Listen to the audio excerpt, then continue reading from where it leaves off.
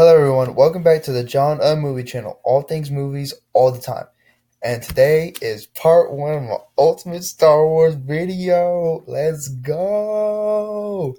I'm kind of on a Star Wars high right now because I've been watching the movies and I've been watching The Mandalorian on Disney Plus. So I'm really excited for this 5-part video and hope you are too. So I hope you enjoy. So basically, what I'm going to do is each part is going to be about a certain subsect of the movie. So, for example, part one today is going to be about the prequels, and so on and so on and so on. So, part one is going to be about the prequels. I just said that, didn't need to repeat it. I'm kind of on a timer, so that's cool. Whatever. So yeah, it's going to be about the prequels. I'm going to do the good, the bad, overall, and then I'm going to rank all three movies. And then we're going to close the video out. Cool. So, the good stuff. The action and specifically the lightsaber duels in the prequels are fantastic. They are by far the best in any of the Star Wars movie. In the first movie, we have Qui-Gon and Obi-Wan versus Darth Maul. It's acrobatic. It's crazy. It's awesome. In the second movie, we have Obi-Wan and Anakin versus Count Dooku. Of course, I don't have a picture of them actually fighting Count Dooku, but, it's fine. And then Yoda fights Count Dooku. Both of those fights happen in, like, an 8-minute span, so Yoda just goes off. And then you have Anakin and Obi-Wan versus Count Dooku rematch, and they win this one. And Anakin's like, okay, and it's awesome. And then in this movie, Revenge of the Sith, Obi-Wan has to fight General Grievous, and General Grievous has the 4 lightsabers because he's been killing Jedi's or whatever. But Obi-Wan still wins because he actually has the Force, and it just shows the point that just because you have the lightsabers, you actually have the Force to be able to wield them as good as a Jedi. Yoda versus the Emperor. Absolutely fantastic. I mean, Yoda shows why he is the most powerful Jedi. Or why they say that. He proves it in this fight alone. And by far, my favorite fight, Anakin versus Obi-Wan on Mustafar. I mean, this is the most well-written scene in the entire trilogy. You'll see that that's a very important thing later. The dialogue is amazing. The action is amazing. They're flipping and kicking, and there's lava, and it's so beautiful. And my favorite thing about this fight is just how emotional it is. You can feel the betrayal from Obi-Wan that Obi-Wan feels, and the hatred that Anakin feels. It just radiates so awesome. It makes you, for me, I feel the same way every time I watch it than just like the first time I watched it. And that's when a scene is powerful. And the other action, the space battles, this one against Cord and over Coruscant is beautiful and awesome. Anakin shows why he's the greatest pilot in the galaxy. The pod race. It was a little long. It wasn't perfect, but it was good. It was different. I really liked it. And some of the characters in this trilogy I absolutely loved. Obi-Wan Kenobi is by far the most well-written and the most well-done character in this trilogy. He, I would say, is probably the only character that doesn't have any bad dialogue. Like I said, I'm going to bring it up later. It's going to be a very important contingency point. So, he is by far the most well-done character, and that's why people love him so much. I mean, he is witty and funny and charming and awesome. Padme, used to not be real good on Padme, but then I reset, and I was like, you know what, Padme is actually pretty good. She's a fairly interesting female lead. Qui-Gon Jinn was only in it for one movie, but I felt like if he would have survived past the Phantom Menace, and he would have trained Anakin, no offense to Obi-Wan, but, Qui-Gon wasn't so set on following the Jedi rules to a T. He knew what was best. And I feel like if he would have trained Anakin, he would have never been Darth Vader. But that would have defeated the purpose of these movies, so that's cool. And, the Emperor is so great. He's playing chess while everyone else is playing checkers. Everyone else is just pawns in his little scheme. And, he's just doing great. I mean, he's like a top 2 or 3, top 5 villain in movie history. That's just facts. Some very emotional moments. Don't know if this picture is really emotional, but that's what Google gave me. Like I said, Anakin's fight versus Obi-Wan on Mustafar. When Anakin kills the Sand People after they killed his mom.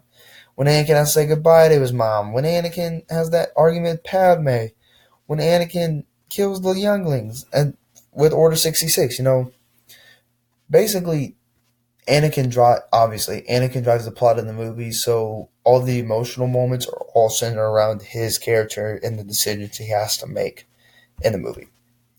And an underrated aspect, but something that really stuck out to me, was just the world building.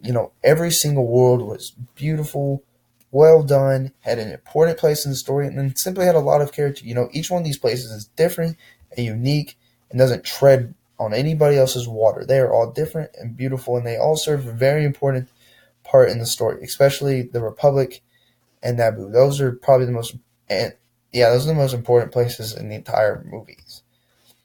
And Obi-Wan riding the lizard named Boga was absolutely awesome. Like that was fantastic. And the bad. The overarching, most undeniable problem of the prequels is the story execution is not great. Um, Basically, you can tell the entire story of Anakin's fall to become Darth Vader in Episode 3, Revenge of the Sith. The first two really don't matter. Episode 1 really doesn't matter because there's a big time jump in between it and Episode 2. There's a 10-year time jump. Episode 2 doesn't really matter because the only thing that happens really is Anakin falls in love with Padme in the Clone Wars, but it's so convoluted and messy that it all kind of all runs together. Now, obviously, Episode 3 is going to make a lot more sense if you watch both of the first ones, but the entire Anakin's actually falling is told in that movie alone. So you don't really need the other two to explain that. So that's the biggest problem. And the dialogue. The dialogue is not good in this set of movies, and that's best exemplified in Anakin. Hayden Christensen to me does a good job portraying Anakin, looks the part, is the part, but dialogue is not his strength, and you give him terrible, miserable, written by an 8-year-old lines, and the problems just start to manifest themselves, and they become exemplified more. His lines when he's talking to Padme and Attack of the Clones is the lowest point of this entire thing. That's when it reaches the absolute lowest. So, the dialogue is bad. And there's a lot of, and because the story becomes very convoluted, and so some characters get introduced like Darth Maul. Darth Maul is cool. He is awesome. He is skillful. Like, he should have been in all 3 movies. But no, they had to kill him in the first one. What? Why? There's no need for Count Dooku and General Grievous. You just have Darth Maul, and your story gets smoother and they get better. But whatever. This is obviously all hindsight. Mace Windu. The only thing I know about Mace Windu is that he is really good at combat, and he is. He is masterful. He goes in there with all those other Jedi's, and Palpatine kills all of them, and then Mace just boom, boom, and then he's got the Emperor pinned. He's by far the best Jedi in combat, but that's all I know about him. We need more Mace Windu. Give me more. And Jar Jar was so annoying in the first movie. He is probably one of the most annoying characters in history of cinema. And yeah, I know that they reduced his role in the next 2 movies, but fixing a mistake still implies that you made a mistake in the first place. So that's never good. Overall, you just have to take these movies as what they are. They are not perfect. There are bads on the left and there are goods on the right. And these aren't the only bads and goods in the movies, but these are kind of the ones that stick out to me the most. We usually have to take these movies for what they are. They are a Star Wars story. So whatever you do with that is up to you. You can like them or hate them or love them or somewhere in between there. I'm definitely in the like crowd, but that's just me because I'm overall just a positive person. But you just have to take what these movies give you because they're not perfect, but they're not terrible. And I think we've seen kind of a renaissance in the support towards these movies recently. for other reasons that I will get to in one of these later parts. You'll see what I'll make sure to emphasize that. So you just have to take these movies for what they are because they're mixed. They're mixed bags. So the rankings. Here we go. Attack of the Clones.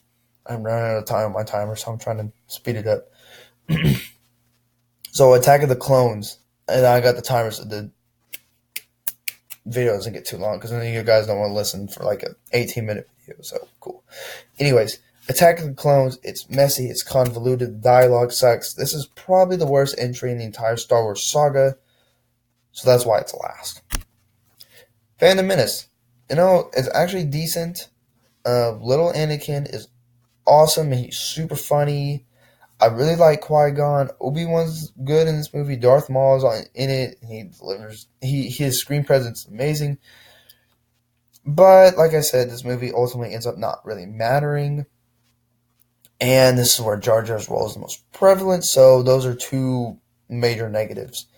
And finally, Episode 3, Revenge of the Sith. This is by far and away the best out of these three. And it's probably the only one that I could say can even come close to comparing to any of the original trilogy movies.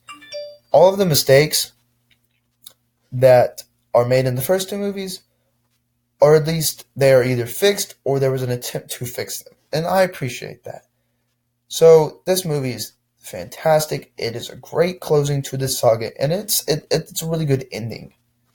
Could have been also the beginning, but whatever. Okay. So Revenge of the Sith is by far the best prequel. Thank you for watching my Ultimate Star Wars video part 1. Part 2 will drop either Monday or Tuesday of next week. Thank you for watching my video. Have a great day.